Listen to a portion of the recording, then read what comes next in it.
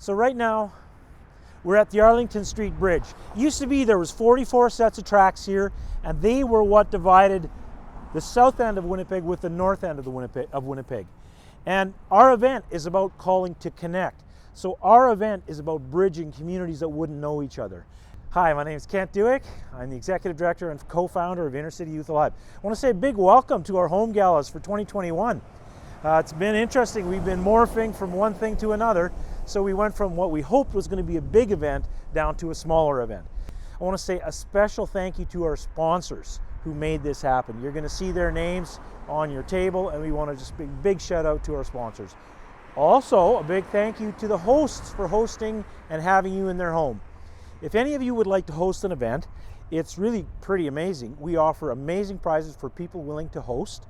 You can win a MacBook, Thermea gift certificates, Starbucks gift certificates, gifts totaling up to $1,500. So it's a great option. So the promise of good food and great company means you're going to have a really great night together in support of Inner City Youth Alive. But really, the purpose of the night is much more profound than a night of good food. So in the program that you're about to watch, you're going to see some of the amazing things that are happening in Winnipeg's North End as a result of the ministry of Inner City Youth Alive. So enjoy the company of the people in your circle, but I want you to start thinking about what you might want to donate to keep hope happening through the programs of Inner City Youth Alive. Our theme this year is Gritty Like the City. So we want to tell you like it is. No sugarcoating, no soft pedaling. We want you to know exactly what happens. We want to communicate like our community communicates. I often challenge our donors in their giving to match the commitment of our staff. Match Terry's willingness to clean up the blood from a young man who was murdered 15 feet from the front of our building. That was a really hard job. Match Harvey's readiness to go into trap houses and homeless camps to spread the love of Jesus. Match Melvina's willingness to walk with a young mom in our community through a gut-wrenching trial. Match Jeremy and Teresa's opening their heart and home to a group of young boys, only to have one of the 12-year-olds senselessly murdered. Match our camp team's commitment to soldier on through fires, COVID, and the like. So as you're enjoying the company of those around you, think about what you want to give to join us in this mission.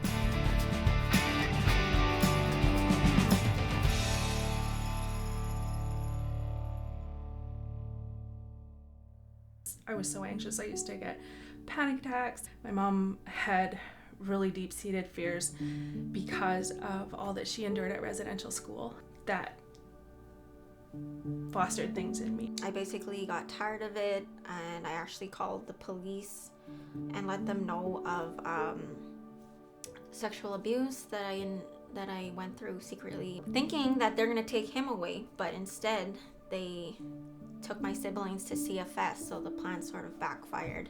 This hole in my chest, I don't know what it was, because I didn't really have that figure in my life to kind of show me, a mentor figure.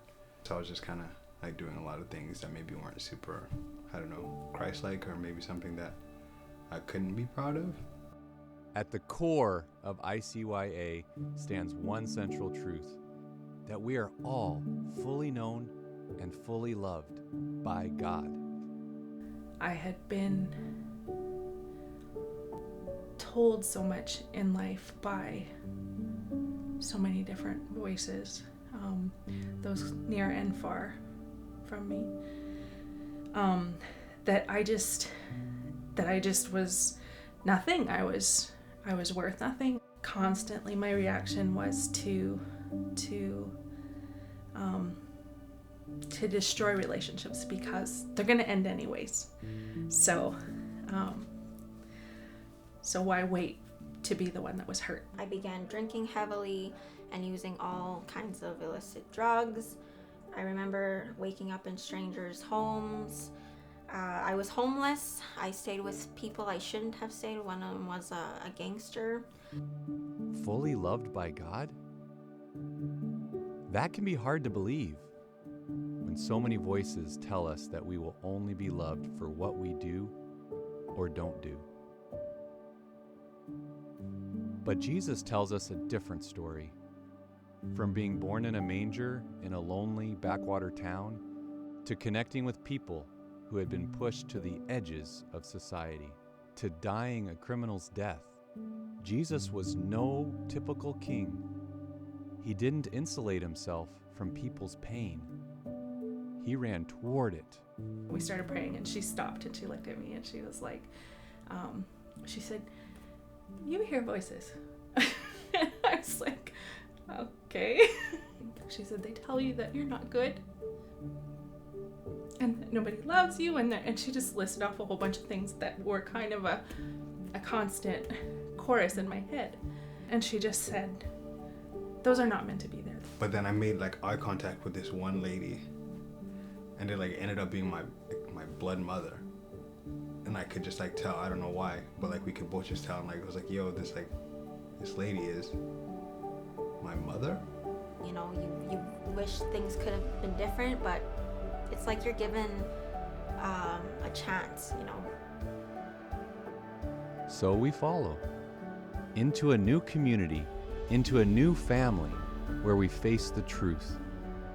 We have all been hurt, and we've all been the ones who've caused hurt. So we're not here to save. There's only one who can do that. And we're not called to suffering, we're called through suffering. Walking together through our pain, these are the steps we take towards being rescued by a love that is beyond what we can ask or imagine.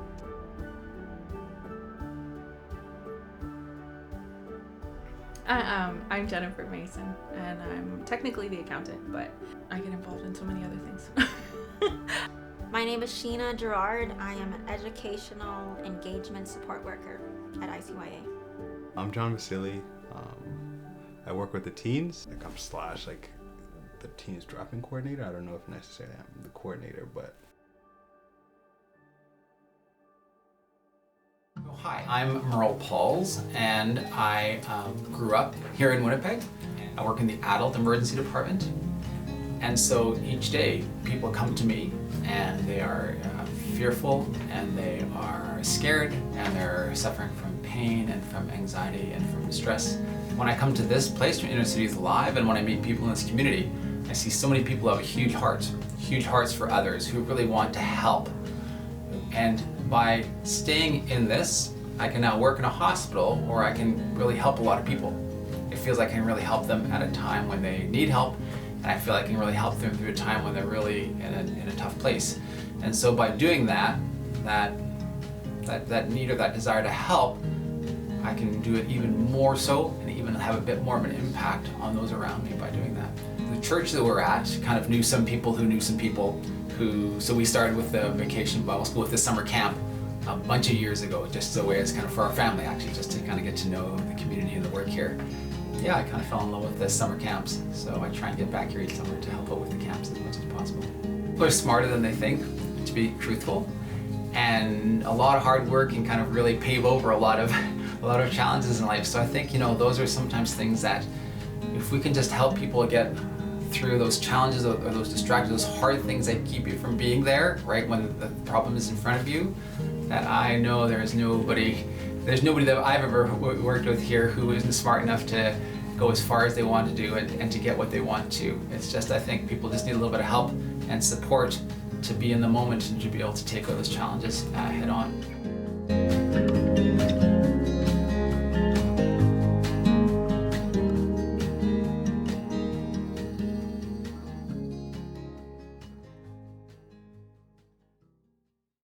My name is Jeremy Zaire, and I'm one of the community ministers here at Inner City Youth Alive. I get the pleasure of introducing to you this year our Volunteer of the Year. Lyle has been part of our men's group for the past 8 years. 3 years ago, after my second try at asking Lyle to co-lead our men's group with me, Lyle felt he was ready and agreed to volunteer in the leadership role. For the last 3 years, Lyle has taught and led the Bible study each week. Lyle knows the Bible very well, and he teaches it in relevant and relatable ways, using his experiences and his understanding of living in the North End his whole life to connect with the other men in the group. Lyle has also spent time caring for the men in the group and praying for them. Lyle also has a passion for the work of reconciliation for Canada and the church with Indigenous people. Lyle teaches about the ministry of reconciliation that we are all called to as followers of Christ, according to 2 Corinthians 5. I am honored to have Lyle partner with me at Inner City Youth Alive in ministry. Lyle brings a gentle and humble heart to his leadership and pastoral care, traits that we men need and that our community needs for healing and restoration. Thank you, Lyle, for serving our men's group in this way and for serving our community. Thank you for your time and for your heart. And congratulations on being this year's Volunteer of the Year.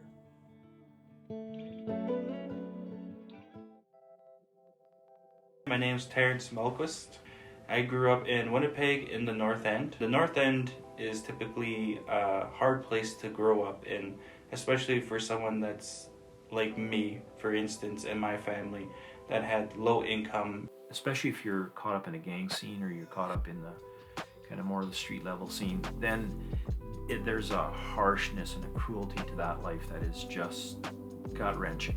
I grew up with a father that was addicted to alcohol, and my mother was a prostitute pretty much all her life, and she was addicted to crack. And as odd as it sounds, you can see how some people can pull it off. That was normal to me, and you know, it was normal to have a family that had a dad that was drinking all the time and a mother that would take me to her place, and she would show me how she's like smoking her pipe and stuff like that, and I would ask questions like, what is that for? And it'd be like a Brillo that's used to clean her pipe and stuff like that.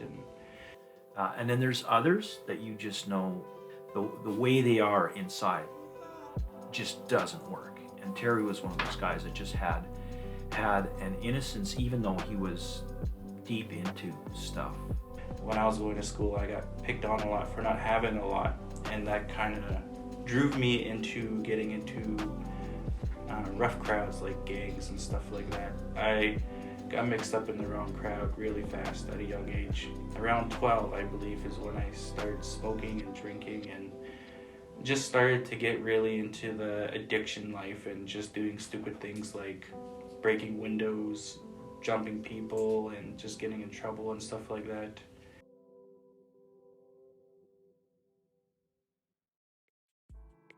For my schooling and education, I was still in and out drinking, getting high, still hanging out with really rough crowds.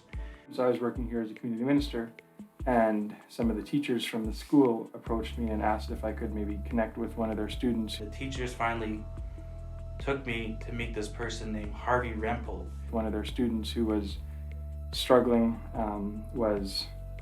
wasn't really able to focus in class or to sit at their desk, but would just get up and wander around, always would be looking out windows, would be bringing weapons to school. I was bringing weapons to school all the time and, you know, just not listening, walking around. So I remember starting to connect with Terry and just, you know, bringing him onto the third floor and show him some photography books. And at the time, I just remember him being some sketchy dude.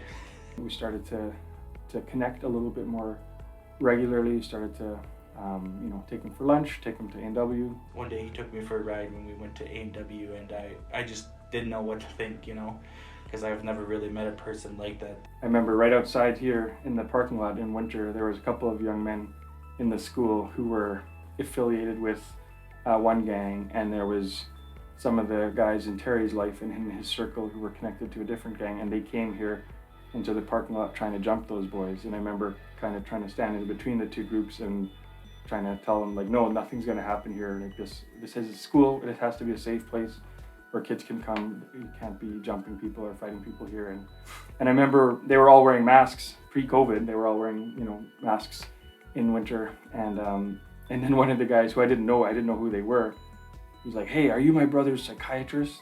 And I was like, what?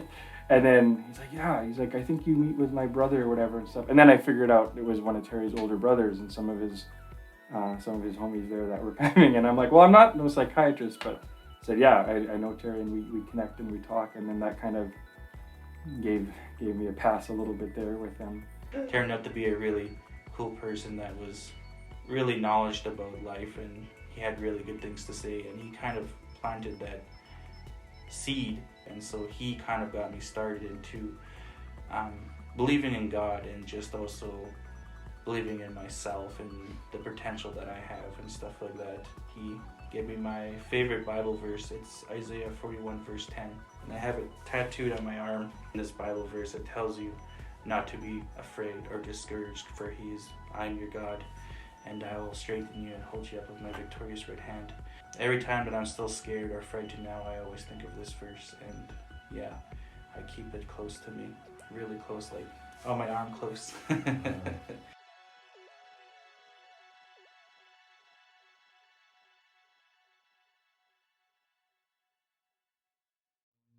With youth in our community, and this is all very true for Terry, there's who we are, and then there's who we are under pressure. And who we are under pressure is often not who we are really at the deepest level. And so that's why I love to see kids at camp. And I just know when you think about who is Terry, you can see that at camp. I went as a camper and really liked it there, and really liked being out in the woods and stuff and out of the city, because the city is all I knew, and that seemed like so much freedom, and I didn't have to be one person, as a tough kid that had to be, really mean or whatever and stuff. Out there I could just be free, relaxed. I didn't have to worry about getting into fights or, proving something.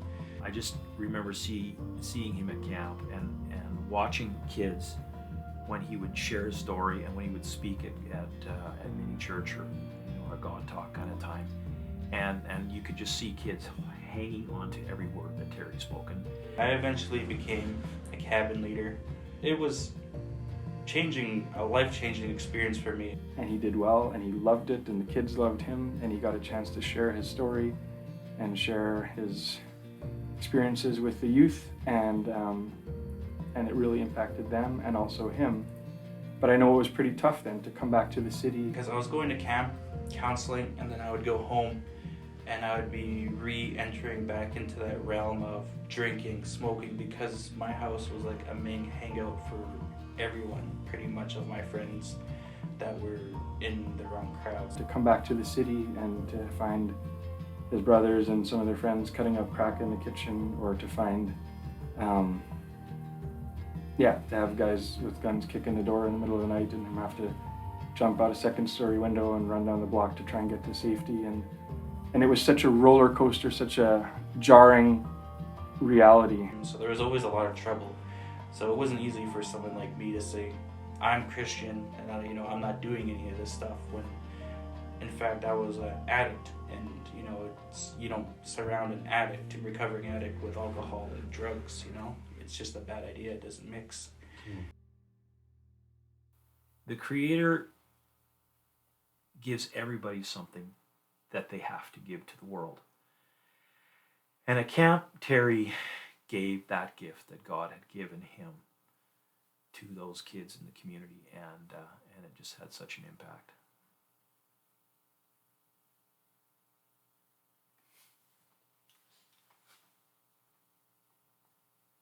Hi, my name's Miles Melquist, and I'm Terry's father.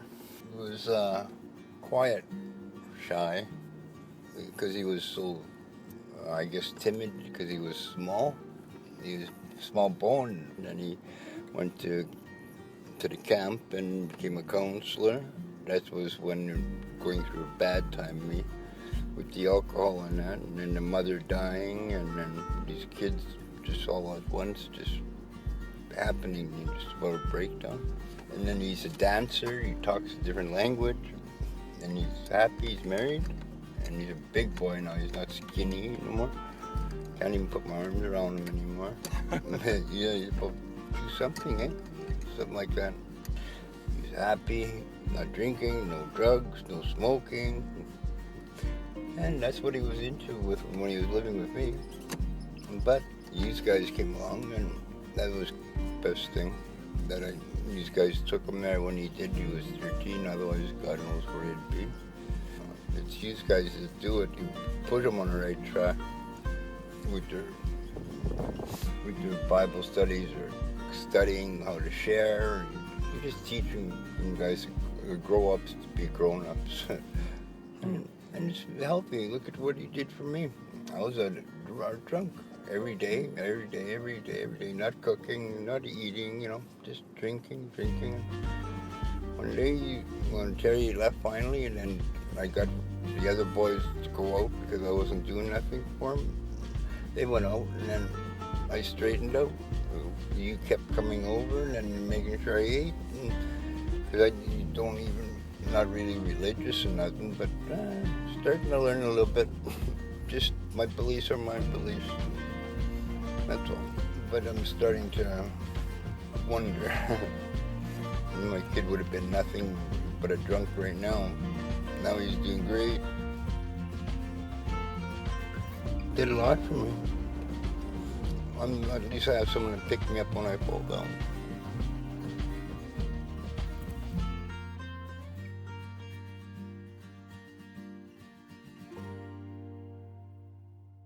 So it's kind of appropriate that I'm filming from the gritty beginnings of our Step Up Construction job site. I'm so proud of our team over at Inner City Youth Alive. They flexed to meet the ever-changing needs in the community. Drop-in, for example, was open in whatever capacity we were allowed. And if we were in closed down mode, then our staff would be out there doing a variety of efforts, whether they were bringing food to families or doing sidewalk visits. We also had a super popular online cooking program that actually garnered media attention. We were able to run programs in our building. Our staff showed up with such commitment and resolve to just never stop. Hi, my name is Malvina Gabosh. I'm a community minister here at ICYA. I joined the team about 2 years ago, and when I joined the team, I noticed that there was a need for a group based with the women and the moms in the community. For the last year or so, I have been walking alongside many women of the community and just being a support, being a friend, being a listening ear, being someone to encourage them, to pray for them, to walk alongside them with everyday life. Youth in our community have never been more engaged in our programs. They are just so hungry to hear the hopeful message and to be loved on by staff who really care about them. Our community ministry team, they've worked tirelessly to support families in our community. Their assignments have been gut-wrenching, but vital. We recently figured out that we had had 34 murders in the last 14 months or so in our community, and Inner City Youth Alive was connected to those murders in one way or another 32 out of 34 times.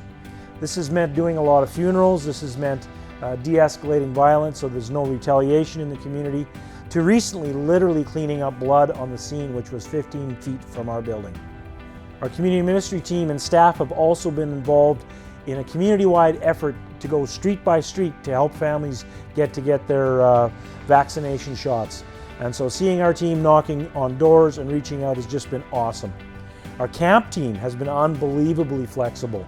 They readied themselves for a summer of no restrictions with the possibility of camps every week, but then when the restrictions tightened up, they ended up running family camps. And as if COVID wasn't challenging enough, then came the fires. We were evacuated from our camp on Gem Lake as the fires pressed in to within 300 meters of the camp. Thank God that the camp was saved due to the hard work of firefighters in the area and God's grace. Once fire restrictions lifted, our staff returned to the camp to finish up summer with youth from the community. So it's been really, really challenging. This year could have been a year of just surviving, but we consulted our donors and talked about a vision that God was stirring in our hearts. And it was this year that we launched two very significant programs: Step Up Construction to help youth in our community find their first job. The second program that we launched was Engage Education. This was born out of a need that Inner City Youth Alive brought to the public attention about 5-6 years ago. And this is helping youth to get to school, to engage in their education in order to graduate so that they can have a very bright future. Hi, my name is Cindy Malachek. I am the Engage Education Director at Inner City Youth Alive. We will help offer tutoring, incentives, mentoring and monitoring. And one of the unique things that our secret sauce, I think, is that Inner City Youth Alive has been in the community for 35 years. And so it's the relationship with your youth, I think, that will make the biggest difference. Someone that actually cares. So this past year, we asked donors, are we crazy for having a vision about our community? And our donors came back to us and said, absolutely not. It's time for vision. And so the whole exciting launch of Step Up Construction began. So my name is Tom Cameron. I'm the Workskills Director here at Inner City Youth Alive. I will be heading up the new construction program that we have called Step Up.